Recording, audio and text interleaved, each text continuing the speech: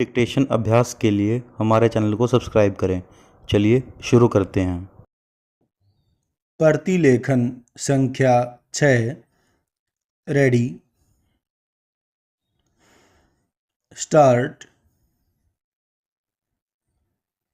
महोदय, हर वर्ष पहली किस्त अप्रैल तथा दूसरी अक्टूबर में जारी होनी चाहिए।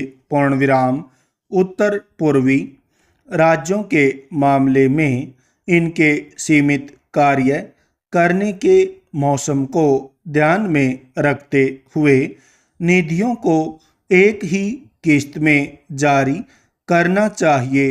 पूर्णविराम। ग्रामीण आधारभूत संरचना को सुदृढ़ करने तथा ग्रामीण निर्धनों के लिए रोजगार सुअवसर बढ़ाने के लिए कार्यक्रम के कुल व्यय में वृद्धि करनी चाहिए। पूर्णविराम।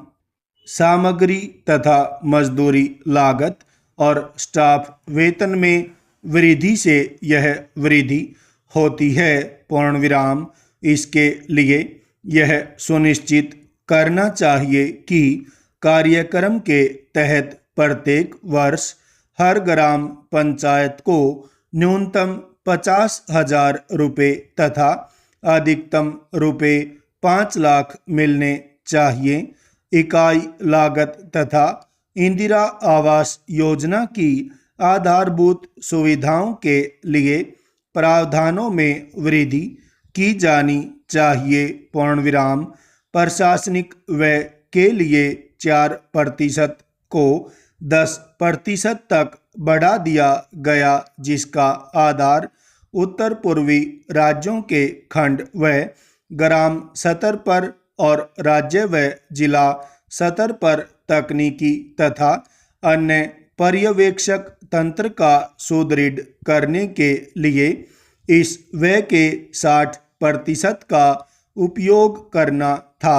पूर्णविराम। जवाहर रोजगार योजना के तहत कार्य कर रहे मजदूरों को केंद्रीय आवंटन के अंग के रूप में केंद्र द्वारा राज्यों को 10 रुपये प्रति श्रम दिन के हिसाब से खाद्यान्नों का आवंटन प्रशंसनीय है। पूर्णविराम। मजदूरों को खाद्यान्नों का आवंटन केवल लोक वितरण प्रणाली के माध्यम से करना चाहिए तथा महाराष्ट्र की तरह मजदूरों को फूड कूपन बांटने चाहिए। मजदूरों के लिए खाद्यान्नों के क्रय मूल्य को घटाना चाहिए। FCI द्वारा कार्यान्वयन एजेंसियों को मामूली चावल की आपूर्ति की जानी चाहिए। कार्यक्रम की कार्यान्वयन एजेंसियों को पर्याप्त मात्रा में दिए गए खाद्यान्नों को सुनिश्चित करना राज्य व जिला स्तर की कार्यान्वयन एजेंसियों को पहले ही अपने खाद्यान्नों की आवश्यकता की योजना बनानी चाहिए ताकि FCI इसको जारी कर सके। पूर्णविराम।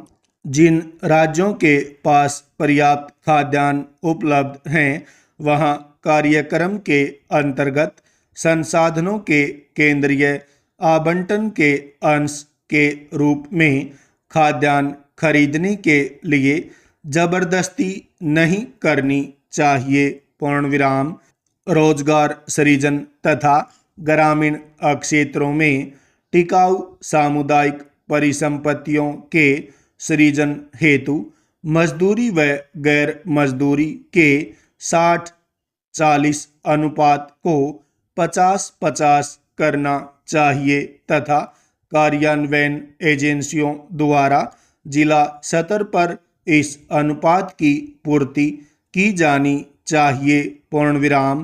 प्रत्येक राज्य में रोजगार सृजन लक्ष्य को निर्धारित या संशोधित करते समय केंद्र की न्यूनतम मजदूरी दरों की भी गणना समय रहते करनी चाहिए। पूर्णविराम।